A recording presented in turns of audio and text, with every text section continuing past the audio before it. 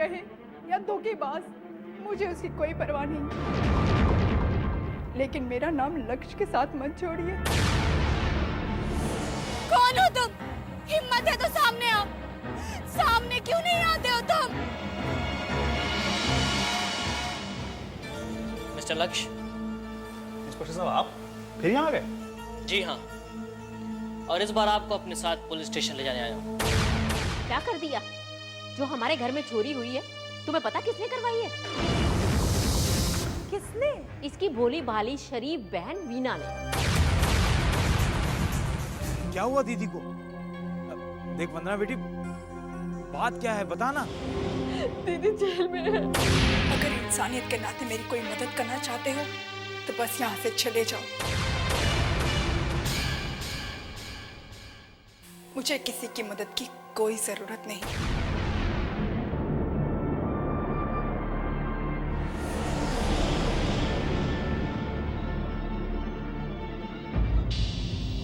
Inspector साहब, एक बात जरूर कहना चाहूंगा आपसे कि भले ही दूसरे कहने पे आपने वीना को गिरफ्तार तो कर लिया, लेकिन माफ कीजिएगा, आपको शरीफ और मुजिम में अभी तक फर्क करना नहीं आया।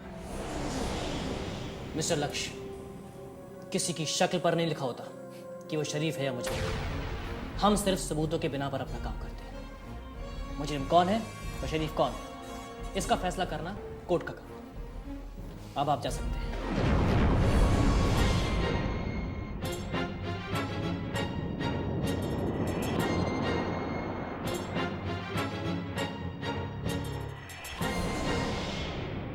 ओ यार, मेरी बात क्यों नहीं समझता तू? चल लस्सी पी। और छाड़ यार।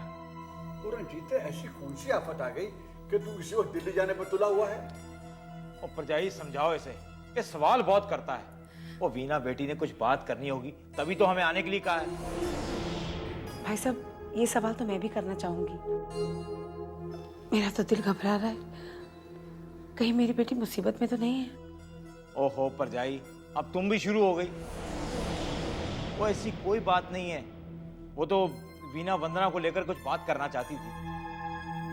और यार, वंदना को लेकर ऐसी कौन सी मुसीबत आ गई है जो हमें अभी दिल्ली जाना पड़ रहा है? थोड़ी देर में शाम हो जाएगी, अंधेरा पड़ जाएगा। ओए, हम वहाँ बस से जा रहे हैं, पैदल नहीं जा रहे हैं। भाई साहब, लेकिन अगर बात पता चल जाती तो? वो परजाई, हम वहाँ जा ही रहे हैं ना, वहाँ जाके सब पता चल जाएगा। चल भाई, चलते हैं। चल। भाई साहब, मैं एक बार फिर पूछती हूँ, कहीं ऐसा तो नहीं आप हमसे कुछ छुपा रहे हैं? वो परजाई, ऐसी वैसी कोई बात नहीं है। अगर कोई बात होती तो हम आपसे छुपाते क्या? वो तो वीना बेटी ने आने के लिए कहा था, इसलिए हम लोग जा रहे हैं। और वीना बेटी की हमने कभी कोई बात टाली है?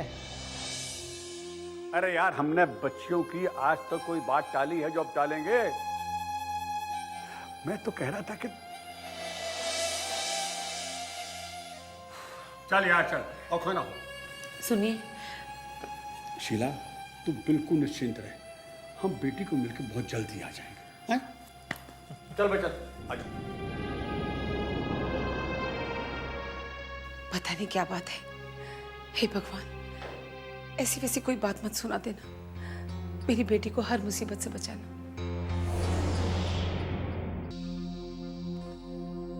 इंस्पेक्टर साहब, मेरी दीदी वीना, मेरी वीना दीदी कहाँ है? अच्छा, तो वो आपकी बहन है? वो वहां लॉकअप में है।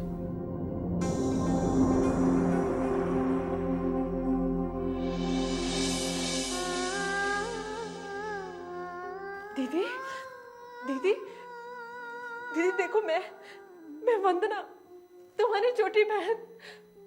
दीदी,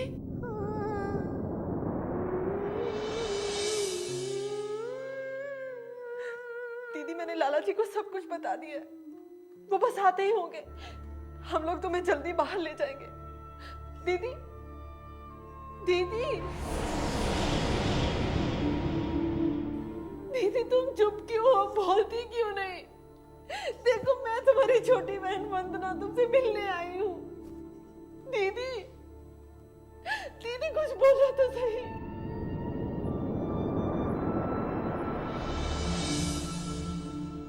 देखा इंस्पेक्टर, क्या हालत हो गई है मेरी दीदी की। क्या कानून आपको वर्दी इसीलिए देता है कि आप अपनी मनमानी कर सके? मैं पूछती हूँ, क्या हक है आपको? क्या हक है किसी बेगुनाह को इस तरह लॉकअप में बंद करने का?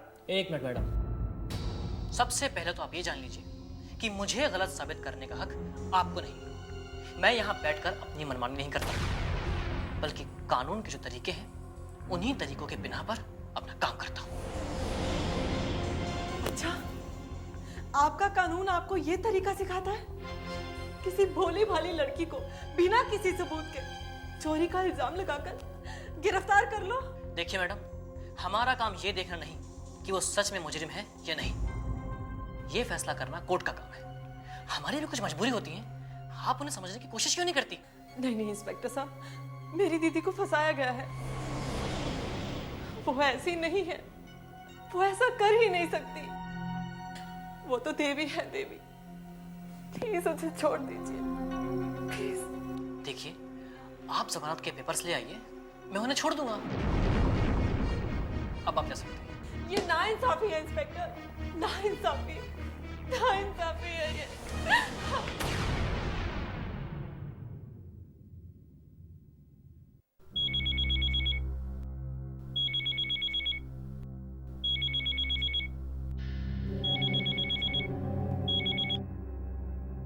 हेलो, मैं लक्ष्य बोल रहा हूँ।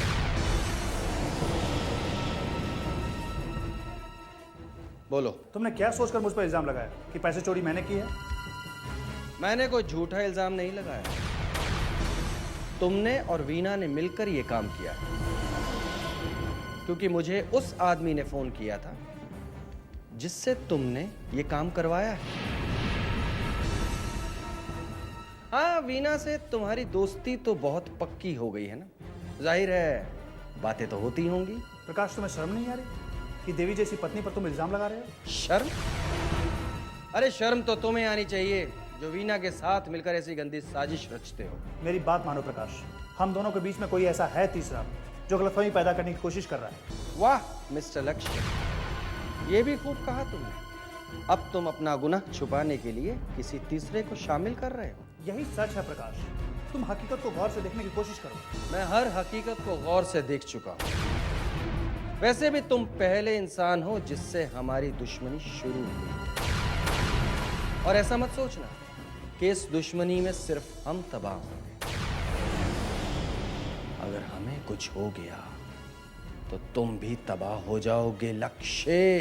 प्रकाश, अब तक तो मैंने कुछ भी नहीं किया है, लेकिन अब सच में तुम्हें दिखाना पड़ेगा कि मैं क्या कर सकता हूँ। दिखाओ, तुम क्या कर सकते हो ये तुम दिखाओ, और मैं क्या कर सकता हूँ ये मैं दिखाऊं। और हाँ, तुम क्या कर सकते हो ये दिखाने की अगर ज्यादा जल्दी हो तो मेरा नंबर नोट करो, 9322832886। जल्दी मिलेंगे मिस्टर लक्ष्य।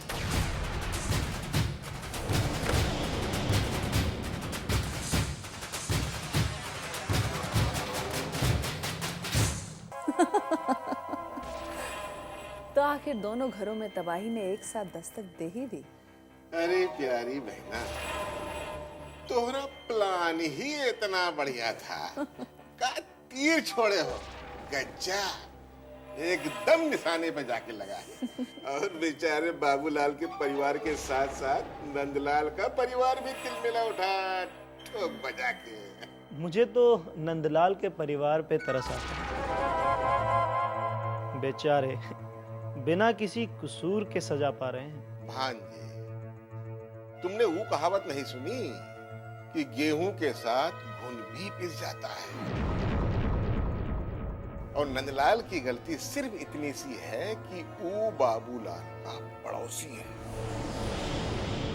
और ओकरे दुश्मन भी ठोक बजा के। लेकिन मामा जी, मैंने तो ये सुना है कि दुश्मन का दुश्मन दोस्त होता है। कभी कभी कहावतें उल्टी भी पड़ जाती हैं। राज, हमें किसी की दोस्ती नहीं चाहिए, हमें तो बाबूलाल की दुश्मनी ही प्यारी है।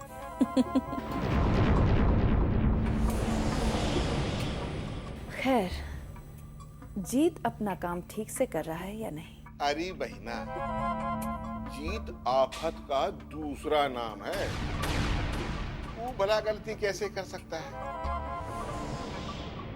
अरे देखे नहीं तुम कितनी सफाई से घर से पैसे साफ कर दिए जीत ने,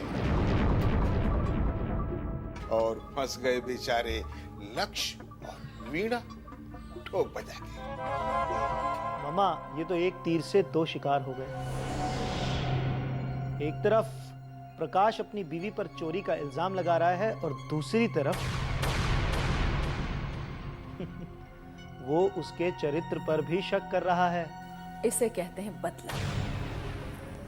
बाबूलाल ने ही तो हमारी इज्जत उछाली थी ना, लेकिन हमने तो उसे इस हाल में लाकर खड़ा कर दिया है कि उसके अपने ही घर के लोग अपने ही हाथों से अपनी इज्जत को उछाल रहे हैं।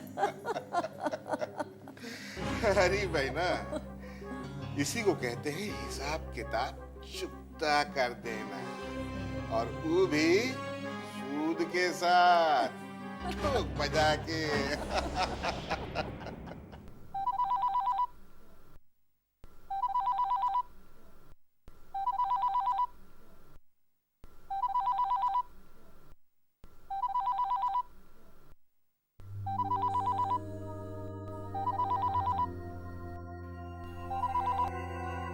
हेलो। अरे अरे अरे अरे, कौन? सासू माँ? आप क्यों बार बार फोन उठाने का कष्ट कर रही हैं? अपनी चांद से बेटी को फोन उठाने दीजिए ना। जुबान संभाल कर बात कर, बदतमीज। आप तो नाराज हो गई। सुना नहीं, मैंने कितने प्यार से आपको सासू माँ कहा है। देखो, ये जो तुम कर रहे हो ना, बहुत बड़ी गलती कर रहे हो। याद रखना, तुम्हें इस गलती की सजा बहुत ही महंगी पड़ेगी। बदतमीज। ए बुढ़िया, थोड़ी इज्जत क्या दे दी तुम्हें? तुम तो तौ दिखाने लगी। अंजाम की बात कर रही हो मुझसे? अभी इसी वक्त तुम्हारे घर आ रहा हूं मैं, और तुम्हारी आंखों के सामने अलका को उठाकर ले जाऊंगा। You shut up.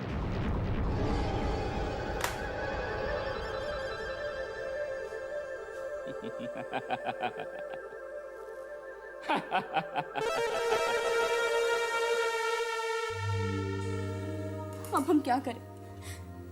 पापा और भैया भी घर पे नहीं हैं, और जिसके इतने फोन आ चुके हैं, वो कभी भी घर पे आ सकता है। बेटा, तू क्यों डर रही है? तेरी माँ तेरे साथ है ना। वो कभी कैसे आ सकता है यहाँ पर? वो नहीं आएगा।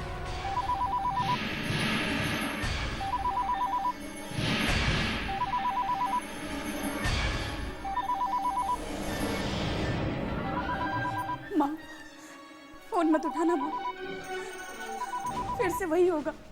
बेटा, तेरे भैया का भी तो हो सकता है। नहीं, नहीं माँ, ये मुझे देखना तो दे बेटा। उसी का फोन है माँ। अरे ठहर ना। हेलो। दिया सासू माँ, डर रही क्या? दामाद के फोन नहीं काटा करते। तू बात नहीं आएगा ना, इडियट।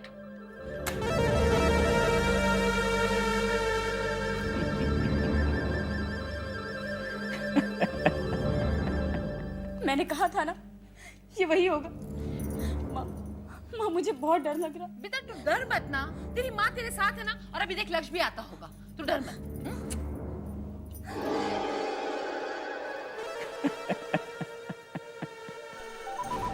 माँ, फोन मत उठाओ माँ।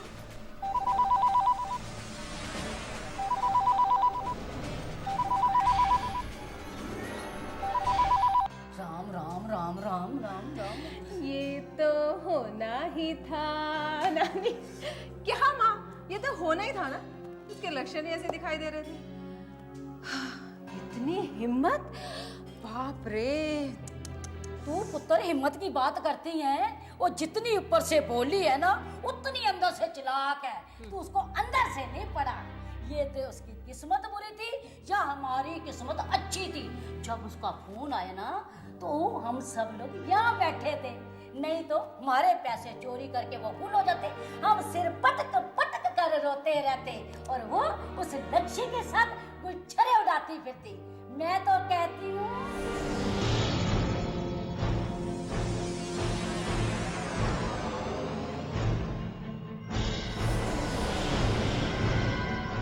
ये लो, एक मुसीबत गई दूसरी हाजिर हुई।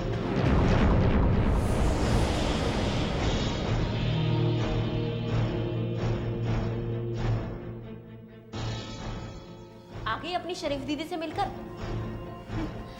माँ, अब इसका यहाँ कौन है? ये किस रिश्ते से यहाँ रहने आई है? देखिए, मेरा इस शहर में आप लोगों के अलावा कोई नहीं है। इतनी रात को मैं कहाँ जाऊंगी? हमें क्या पता? हाँ? ये कोई सराय है? हमने कोई ठेका ले रखा है? इसका ठेका मैंने ले रखा है और इसकी जिम्मेदारी लाला जी के सामने मैंने ली थी। वाह दामाद जी, कमाल करते हो। जिसने आपके गले पे छुरी रख के काटना चाहा, उसको ही गले से लगा रहे हो। सांप को दूध पिला रहे हो, दूध। पछताओगे दामाद जी। ऐसा आप सोचती हैं सासू माँ, मैं नहीं, मेरी बहू बेकसूर है और फिर फैसला आज नहीं तो कल आप लोगों के सामने आ ही जाएगा। फैसला क्या सुनना है? फैसला सुनना बाकी है क्या? हम अपने कानों से सुन चुके हैं। अगर आपको फैसले का इंतजार करना है ना, तो आप कीजिए, लेकिन याद रखिए, तब तक वीना और उसके परिवार वालों के साथ हमारा कोई रिश्ता नहीं होगा।